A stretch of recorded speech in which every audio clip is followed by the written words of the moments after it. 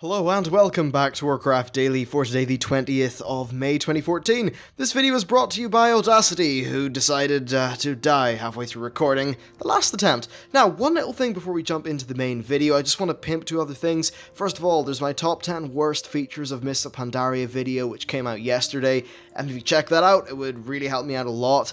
And for balance, and of course because Pandaria actually had some fantastic elements, the top 10 best parts of Mists of Pandaria shall be coming out tomorrow. With that said, let's get into Warcraft Daily, and in today's show, I'm going to be covering patch 5.4.8, everything you need to know about that, a little bit of viewer Q&A, and then I'll talk about some of the guides the Blizzard are doing for the game.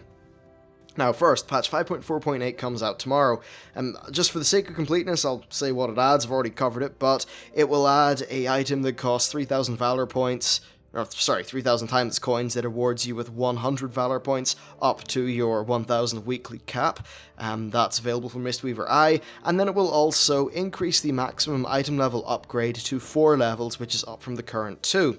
This patch is going to come out tomorrow if you're in America, and of course the day after if you are in Europe. That means that if you're in Europe, you still have a chance to cap out your Valor and that kind of thing. The best way to cap out your Valor is probably just to grab OQ and do a bunch of heroic scenarios on one character, so that you can then sort of make use of the 50% bonus Valor buff on your alts. Then of course you also want to do all your Timeless Isle quests to get as many coins as possible, so that you'll be able to buy those Heart of the Valorous items. The item level increase really is quite large, actually. It's a further 8 item levels on all of your items. That's interesting, I've got to say. Definitely, it's a nerf, essentially. It's a nerf to Siege of Orgrimmar, but it's not a nerf in the sense of them moving the goalposts and making it easier. Really, it's a nerf in the sense of players are being made stronger relative to the content, but because it's power that you actually attain yourself via gameplay, I think it's a little bit different than just giving everyone a zone-wide buff. So I think it's probably one of the nicer ways of doing a increasing zone buff, especially because it's not instant, you know? People are going to upgrade over time. It's not just going to be one flat out, oh, you're all 20% more powerful, like they previously have done. So it's nice, plus it's not giant. You know, 8 item levels isn't 20% more damage per second or something like that. So it's definitely going to give people a nudge, but it won't make it absurdly easy, I don't think. Now, one thing that's also worth saying is that they've updated the patch notes, and this just came out about 5 minutes ago, and we know now that there are 2 nerfs to Raid Finder Siege of Orgrimmar. The first one is for Nazgrim. He will no longer call an additional wave of forces at 10% health on Raid Finder. I think that's great, actually. It causes a lot of confusion with players because they think they need to kill that 10% wave when really the strategy is that's when you Zerg Nazgrim. So it's good that's being done. And then finally for Garrosh, they've increased the Berserk timer to 25 minutes, up from 18. I can't believe people take 18 minutes to kill Garrosh on Raid Finder, and that sounds painfully boring. So, yeah, I mean, hey, look, it's going to up completion rates, right? Having 2 18-minute attempts is definitely more time than just one 25-minute attempt, so overall, that will be a good thing. Now, there were 2 other things that were kind of... well, they were on the PTR, they weren't necessarily leaked, but they were called Gaze of the Black Prince and Heart of the Valorous. Gaze of the Black... Actually, I think I may have called the Valor Point item Heart of the Valorous earlier. It's actually called the Deeds of Valor, and it's purchased from Mistweaver Eye. Anyway, as I was saying, the Gaze of the Black Prince and Heart of the Valorous are not in the patch notes, and Regarius said they will be announced at a later date. Gaze of the Black Prince was an item that would give you a 100% increase in your reputation for Rathian, and the Heart of the Valorous was a 100% Valor Point buff. So neither of those are making it in. They're going to make a future announcement, and that's basically all we know. Now also 5.4.8 brought the data mining of the the Grinning Reaver, which was that Silithid Reaver style mount, and then the Warforged Nightmare, which was the horse mount. We don't know anything about them, they were probably just in there for testing. So that is basically the situation with patch 5.4.8. Now let's move on to class guides. So Blizzard have done one class guide for every class, covering one DPS spec.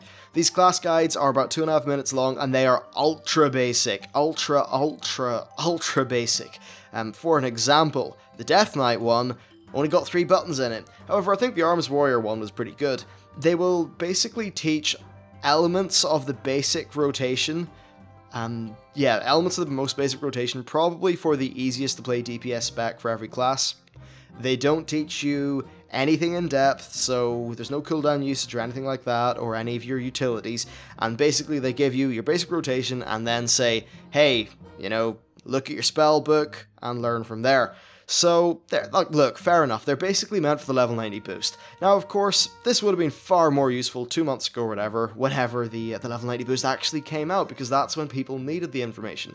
Now, though, I think most of the people that have a boost probably already got it, I suppose. I mean, I've boosted 1 or 2 characters, but the only reason I've done that is for the sake of doing videos and being able to bring you guys videos on different classes. So, yeah, look, it's handy to have them. I don't think they're perhaps a giant thing, and it's not like it takes away from Warlords of Draenor work. It was done, I'm pretty sure Lore did them, actually. So I'd imagine, like, there wasn't a great deal else for him to do, or perhaps, you know, there was a gap in his schedule, which meant there was time to do these. And overall, I think the quality is very good. They're well produced, well explained. However, the lack of detail is going to be a little bit of a problem.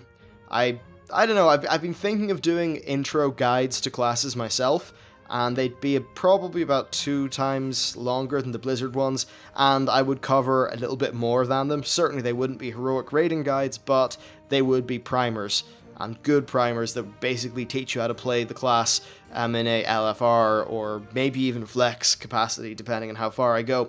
I'm not too sure if I'll do them. I've got exams until the 30th of this month, so look, timing's just a little bit of a bitch here. It's going to be hard. Anyway, they put out those guides. Of course, if you want guides, just, you know, full-on ones, go check out Icy Veins, or just, you know, Google them, or YouTube them, or something like that.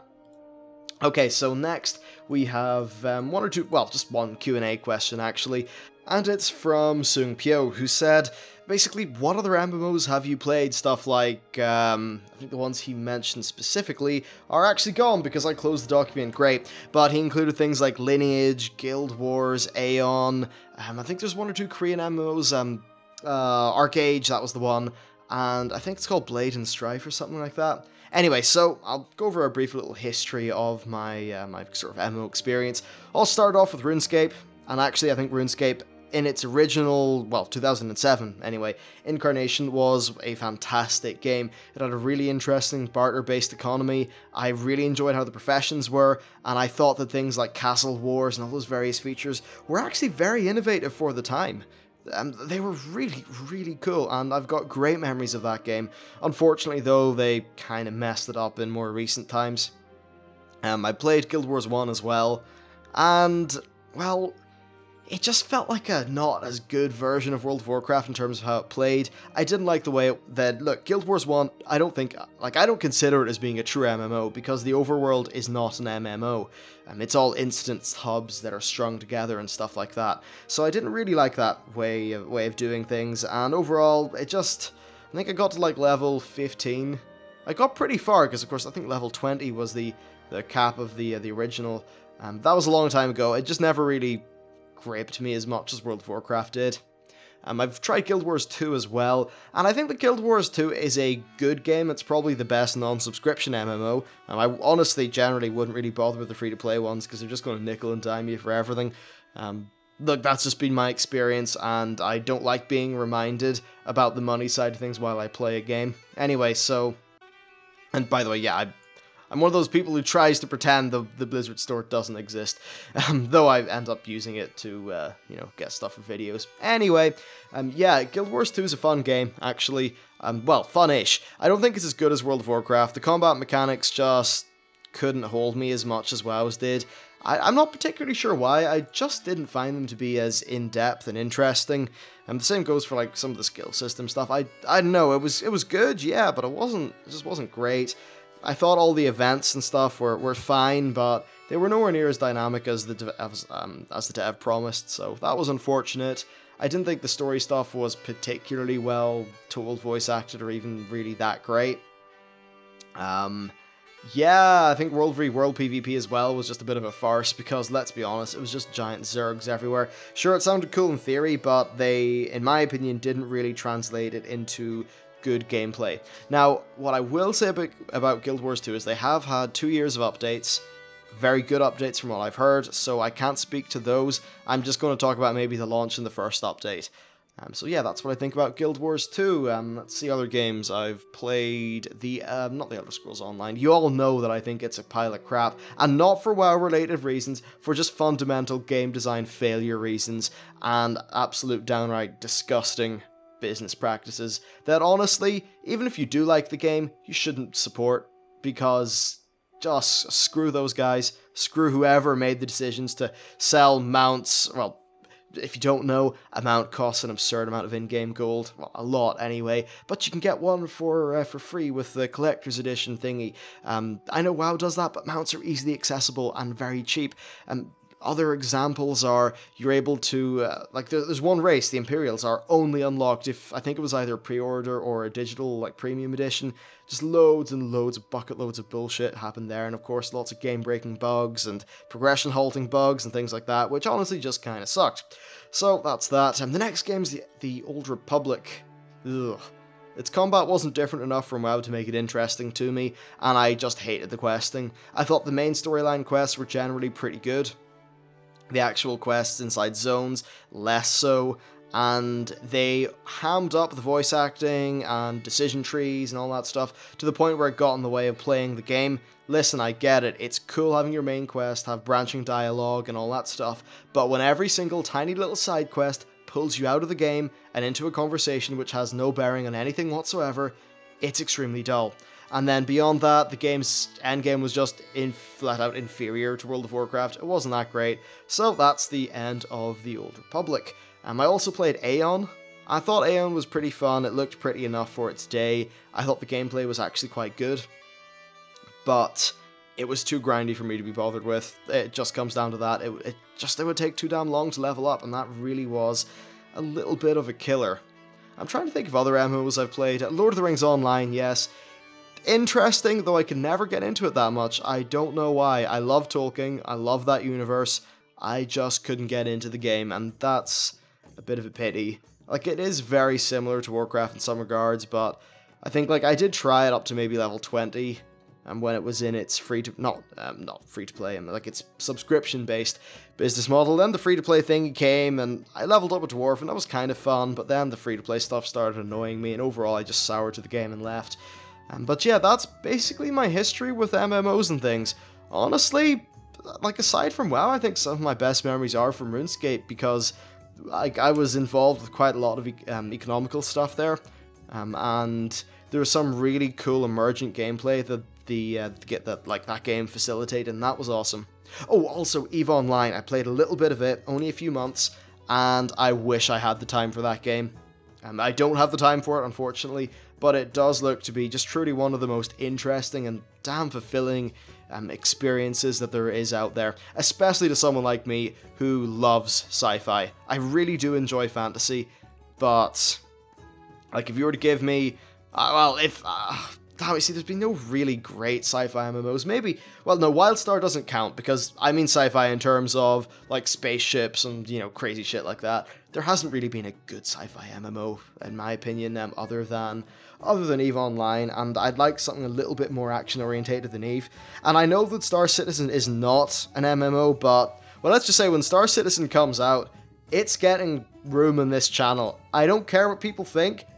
That game, hopefully, is going to be great, and if it is, I'm going to cover the hell out of it, because, like, Freelancer is one of my favorite, most nostalgic games from when I was younger, and I just can't wait to see what modern technology and a fresh Chris Roberts can do. Anyway, that's about it for the video. Sorry for the noise of keys jingling together for the last minute or two. I just realized I was fidgeting with my keys. That was really dumb. Anyway, that's the video over. Thank you very much for watching, and I'll see you next time.